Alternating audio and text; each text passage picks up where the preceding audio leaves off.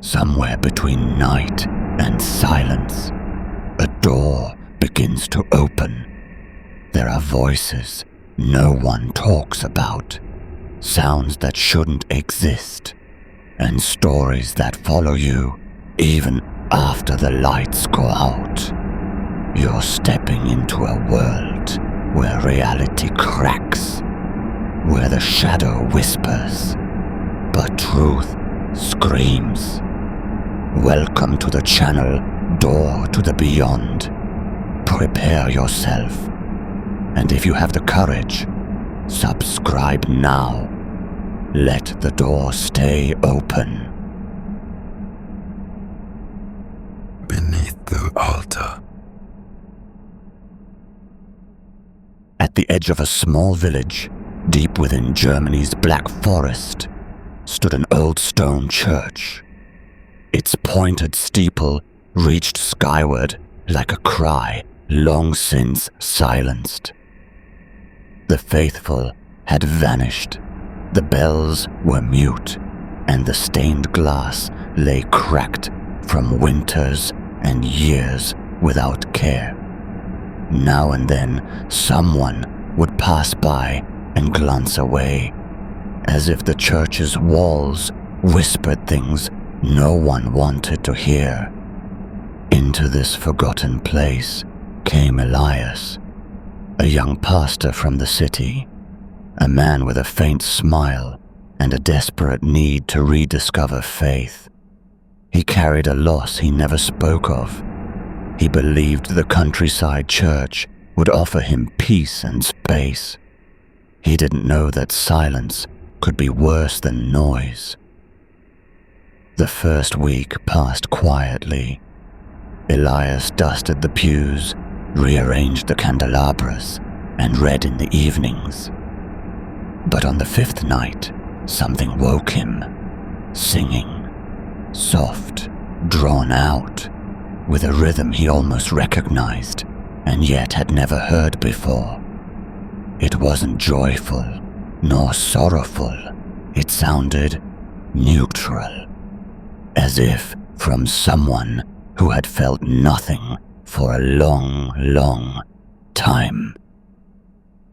Elias thought it was a dream, but the next night it returned, and the next. The singing came from beneath the floor near the altar, always around 3 a.m. One night he took a candle and walked to the church. The door creaked so loudly he gasped. Inside, the air was cold and heavy. As he approached the altar, he noticed something odd. One stone in the floor had a small cross etched into it. He knelt. Carefully, he shifted to the stone, and beneath it were stairs. They led down to a crypt not marked on any map, not mentioned by anyone. The stairs were narrow and dust-covered. Moisture clung to the walls, and Elias noticed the air smelled of mildew and something else, unidentifiable, almost like burnt incense, but sharper.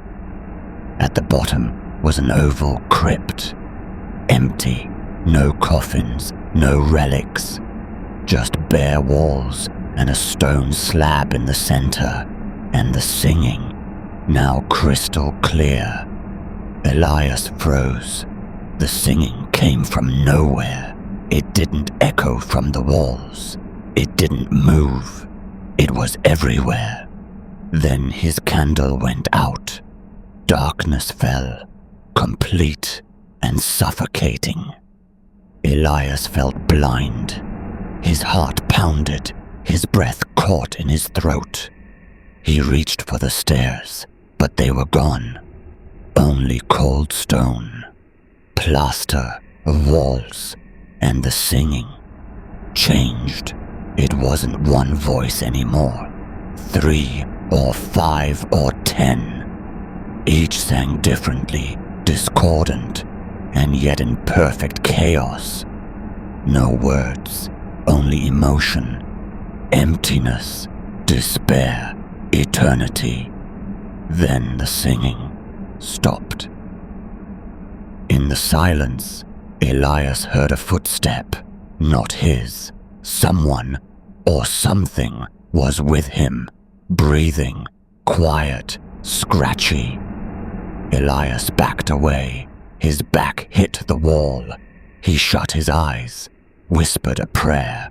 Nothing happened, and then a voice. "Why did you descend?" It was close, right at his ear.